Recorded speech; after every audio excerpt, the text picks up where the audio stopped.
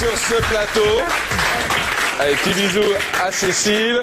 Et puis on va parler de vous, de cet album tout nouveau, qui sort, tout nouveau. On va parler de votre parcours également, qui n'a pas été simple. Oui. C'est le moins qu'on puisse dire. On y reviendra tout à l'heure. On va essayer de comprendre pourquoi les choses se sont passées ainsi. D'abord, vous êtes dans quel état d'esprit aujourd'hui? Vous allez comment après tout ce qui s'est passé ces derniers jours? Eh bien, je vais très bien. Je rassure, je ne suis pas en dépression, tout va bien. Déjà, bonne année à tout le monde. Merci. Vous n'êtes pas au fond du trou? Ah non, non, vous pas l'avez du tout. été? Je l'ai été au moment où je suis venue la dernière fois, donc pour la sortie de Qui a mérité ça, juste avant. Ouais. Mais depuis, tout va bien. Je vais très très bien. Vous vous dites quoi aujourd'hui? Que vous avez une chance d'arriver à percer enfin? Non, c'est pas pour moi, c'est pas une chance, c'est juste que j'ai envie de faire partager ma musique, tout simplement.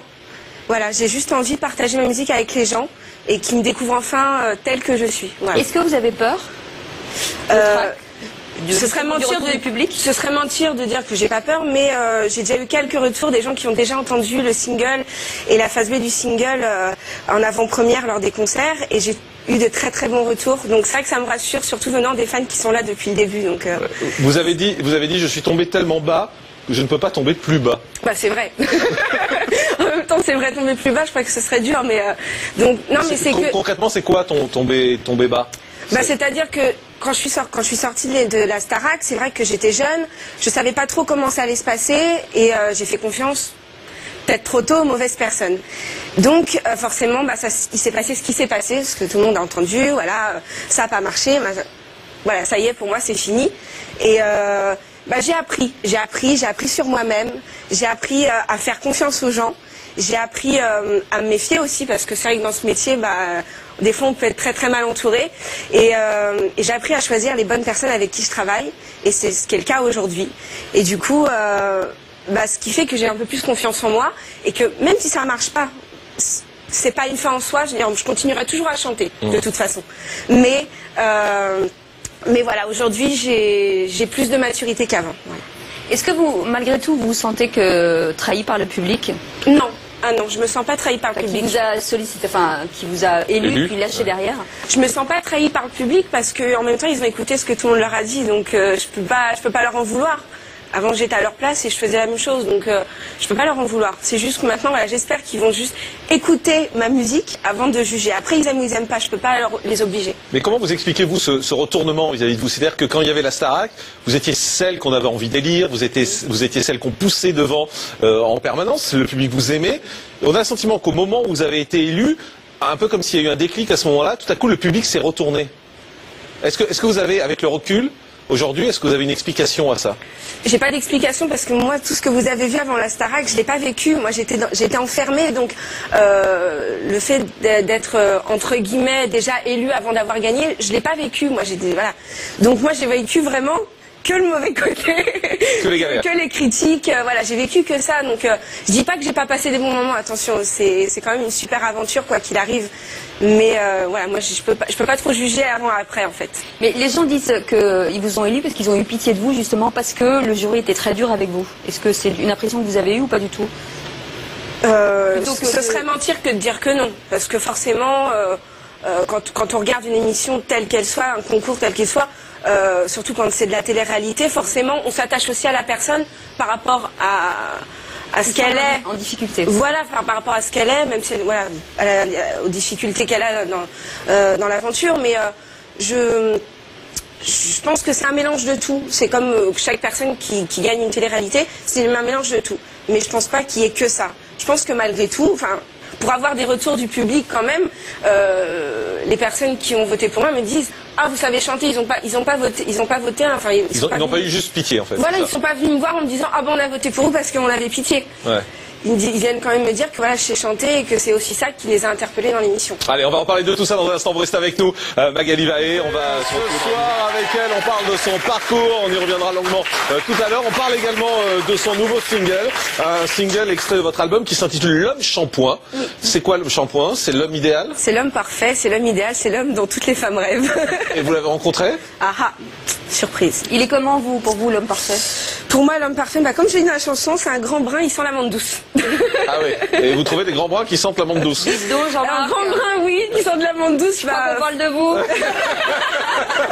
Brun, ça veut dire avec des cheveux en même temps, hein, donc c'est mal Ah barré. oui, j'avais pas vu le bon shampoing. C'est ça. Allez, justement, on va regarder un extrait de ce clip signé Magali Vaille. Regardez.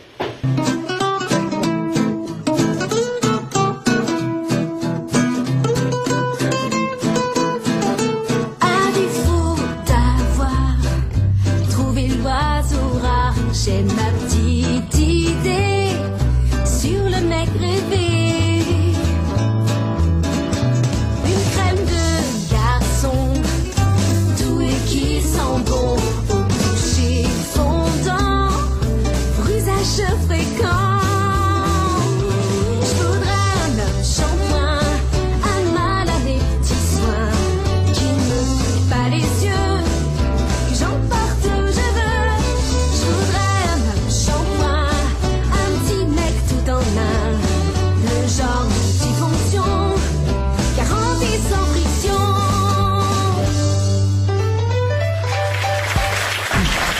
Voilà, honnêtement, c'est plutôt sympa. Mais c'est sympa. Ouais, c'est assez agréable. Ça change. Non, c'est très frais. Parce qu'on est passé quand même d'une Magali Vaille un peu dépressive, avec des chansons un peu cucu, à quelque chose d'un peu moderne là quand même, d'un peu dans l'air du temps. C'est moi. C'est vous aujourd'hui? C'est moi, voilà. Et si ça marche pas, ça sera la Magali Vaille dépressive et les chansons cucu? Comment ça se passe? Mais vous savez, quand on a proposé le projet de l'album à Universal, ils voulaient que je reparte sur la même chose. Donc je comprenais pas trop. Il y a un souci parce que ça n'a pas marché. Pourquoi? Et j'ai voulu essayer d'imposer justement la nouvelle Magali, enfin vraiment ce que je suis. Et c'est pour ça que aujourd'hui je suis plus chez Universal et que voilà. Mais alors comment ça s'est passé avec Universal? Parce que vous avez gagné 1 million d'euros à l'époque. La vache. Donc ça fait beaucoup d'argent. Vous avez vendu, si les chiffres qui circulent sont vrais, 33 000 exemplaires de votre disque. C'est les derniers chiffres que j'ai et ça faisait 1 an que l'album était sorti. Voilà, donc en gros 33 000, donc ça veut dire c'est rien. Oui, mais cet argent vous l'avez gardé? Ah oui, je l'ai gardé. Donc vous êtes riche aujourd'hui? Si vous voulez. Oui, non, mais 1 million d'euros, oui. C'est imposable, attention. Oui, c'est imposable, mais c'est pas mal quand même 1 million d'euros. Oui. Mais vous avez quoi? Vous avez l'impression d'avoir fait un peu un hold-up sur Universal? Mais j'y suis pour rien, moi. J'y suis pour rien. Le public m'a élu pour gagner la Starac. Parce que normalement, c'est 1 million, c'est une avance sur les ventes d'albums. C'est une avance sur les ventes d'albums. Donc en même temps, vous avez dû leur apporter... s'il y avait eu du travail derrière, peut-être que j'en aurais vendu un petit peu plus. Donc c'est Universal qui a merdé derrière, c'est ça? On va dire qu'en partie, voilà. Ils vous ont lâché? On va dire qu'ils ne se sont pas donnés comme ils ont travaillé sur les autres artistes. C'est étonnant. C'est ce que j'ai ressenti, moi. Magali, c'est étonnant vu de l'extérieur parce qu'on se dit quand même, ils vous font un chèque d'1 million. Donc c'est une avance sur les recettes de vos albums. Oui. Donc leur intérêt, c'est que vous cartonniez derrière pour rentrer dans leurs frais. Oui, en même Et temps, pourquoi ils vous lâchent alors? Ça, faut leur demander. Peut-être parce que je crois. j'avais pas l'image d'une gagnante. C'est ce que moi j'ai ressenti en tout cas. C'était quoi l'image d'une gagnante? 1m80, blonde à forte poitrine, du 34. Voilà. Comme moi. Vous pourriez gagner la Starac. Dans ma tête. Oui, c'est pas chanté, c'est la différence. Alors, Je savais pas. Justement, parlant de la Star Academy, en 8 saisons, la Starac a vu émerger de nombreux talents, mais c'est pas toujours les vainqueurs d'ailleurs qui ont réussi à cartonner. Regardez cette enquête qui est signée Marie Deneville. 8 saisons de Star Academy. Entre 2001 et 2008, ils ont été nombreux à s'époumoner en espérant devenir une star de la chanson. Souvenez-vous, pour les 3 premières saisons, ils étaient 16 chaque année. Pour la 4e et la 6e, ils étaient 18. Les 5e et 7e promos comptaient 17 élèves. Et enfin, pour la dernière saison, il y en avait 18, ce qui fait un total de 133 personnes.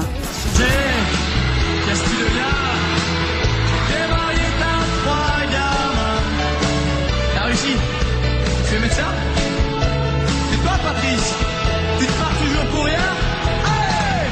C'est fini, rendez-vous dans 10 ans. Même jour, même heure, même pas. Alors comment se souvenir de tout ce monde? Eh bien justement, c'est très difficile. On vous a demandé à qui vous pensiez quand on vous parle de la Star Academy. Jennifer, parce que c'est celle qui est le plus restée, celle qu'on entend encore toujours. Donc, dans les magazines ou même sa musique, il n'y a pas longtemps, on l'entendait encore. Et dans la série Que sont-ils devenus? Qu'est devenu Jean-Pascal, quoi? Ouais. C'est ça que j'aimerais savoir, quoi. Enfin, moi, je pense à Georges Alain, parce qu'il avait du charisme, il mettait un peu le bordel dans le château et tout. Jean-Pascal, la première, après Nolwenn Leroy. Nicolas Aglésias. Georges Alain, il m'a marqué parce que je le trouvais assez beau. Patchy, c'est pas le blond avec une crête? Nolwenn, parce que c'est celle qui a été le plus médiatisée. Elle a fait des albums après. Parmi ceux que vous n'avez pas oubliés, beaucoup de gagnants qui ont commencé leur carrière grâce au télécrochet de TF1. Jennifer, évidemment.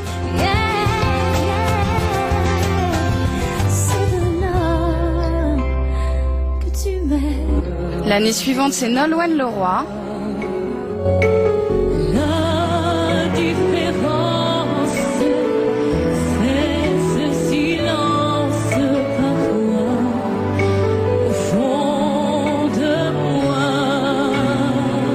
En 2003, c'est Élodie Frégé qui aujourd'hui chante toujours. Elle est belle, elle chante bien, oui, elle a tous les ingrédients pour faire une belle carrière. Autre vainqueur qui a réussi à exploiter sa notoriété suite à la Starac 7, Quentin Mosimann.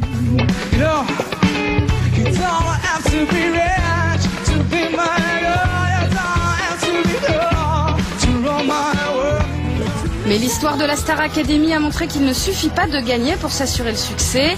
Magali Veil n'a pas cartonné, Cyril n'a pas décollé non plus.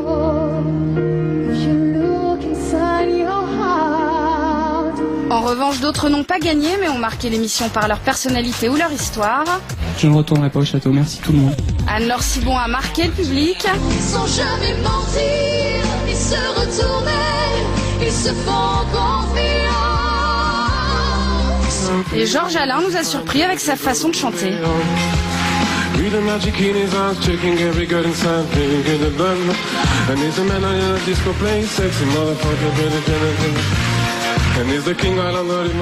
Mais même si on les croise parfois dans un coin de magazine People, leur notoriété est aujourd'hui très relative car ils n'ont pas continué dans la chanson, contrairement à d'autres comme Jérémy Hamelin